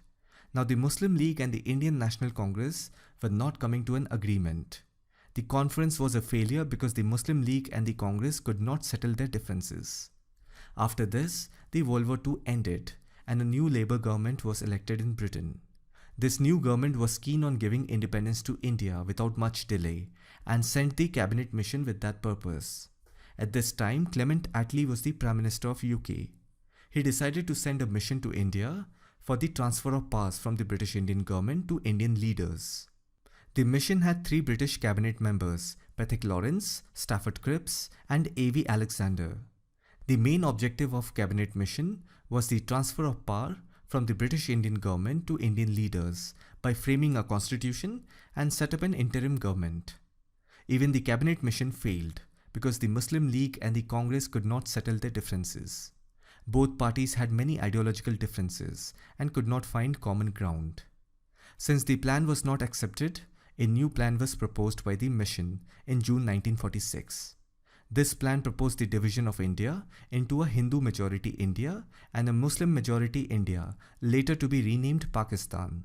A list of princely states was also made that could either join the Union or remain independent. The Congress party under Jawaharlal Nehru did not accept the second plan, but he agreed to be part of the Constituent Assembly. The Viceroy invited 14 men to form the interim government. There were 5 from the Congress, 5 from the League, 1 member each representing the Sikh, Parsi, Indian Christian and scheduled caste communities. Nehru headed the interim government. The new government began the task of framing a constitution for the country. Congress-led governments were formed in most provinces, including the Northwestern Frontier Province. In Bengal and Sindh, the League formed the governments. Jinnah and the League objected to the new central government. Jinnah geared to agitate for Pakistan and urged Muslims to demand Pakistan by any means. He called for a Direct Action Day on 16th August 1946. Direct Action Day was a large-scale rioting in Calcutta. There was a massive communal bloodshed between Hindus and Muslims in Calcutta. This riot had spread till Punjab and in northwestern frontier provinces. Many people died. When all of this was happening, the British government did not do anything to stop this riot. It was as if the British government were laughing, looking at Indian Muslims and Hindus killing each other. All this bloodshed and communal tension ultimately led to the Congress's acceptance of the partition of the country in order to stop the violence and bloodbath. In the middle of all these communal riots, on 21st February 1947, Lord Mountbatten arrived in India as the last Viceroy of India.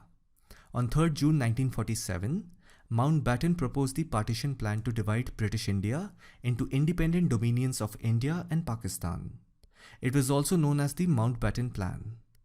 In the month of August 1947, the leaders of the Muslim League and Indian National Congress formally communicated their acceptance of the plan for the partition of the subcontinent into Pakistan and India. Gandhi was against the partition of India. He was very much distressed and advised people not to accept partition by heart. But things had gone way ahead, so Gandhi had to forcefully accept it. From 11th August 1947, to 13th August 1947, partition violence erupted in Sialkot and drove the surviving Hindus and Sikh to Jammu. All the Hindus and Sikh who lived in Sialkot region fled to Jammu. On 14th August 1947, Pakistan was created with Muhammad Ali Jinnah as their Governor General. And on 15th August 1947, the British government transferred the power of India into the hands of Indian National Congress, with Jawaharlal Nehru as the first Prime Minister. As I've told you in the beginning, partition happened only of the British-controlled provinces. That meant after 15th August 1947, the princely states would be completely independent, and they would not receive any form of help or support from the Government of India for defense, finance and other infrastructure. Now these independent princely states had two options, either to join India or to join Pakistan. Many say that there was also an option to remain independent, but then you need to understand that most of these princely states were landlocked entities and were functioning with huge support from the British government. Now that the British government were no longer there, someday they had to merge with India for administration support. And the British knew this. In fact, they wanted to look good while advising these rulers to accede with India or Pakistan, because then they can tell the whole world that they helped India become unified. With this, we have come to an end of this video. There's another part of this video where I have covered the modern history from 1600 to 1857, and in this video from 1857 to 1947. So together it wraps up the entire modern history of India. I hope you found this video informative. Let me know your thoughts in the comment section, and thanks for watching it.